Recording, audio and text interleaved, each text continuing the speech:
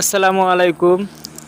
শুভ সকাল। আপনারা দেখতেছেন কিভাবে মাছ মারে নদীতে, কিভাবে জাল পাকায়, কিভাবে মাছ মারতেছে আপনারা দেখেন।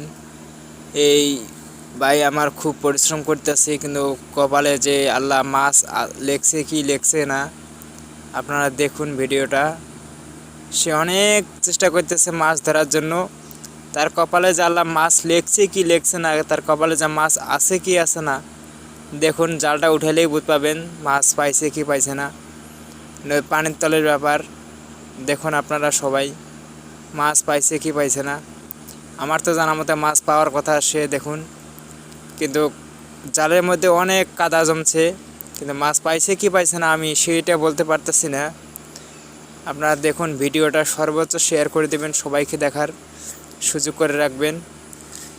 কিন্তু মাখার আফসোস, মাছ পাইলেও না, এটাই বড়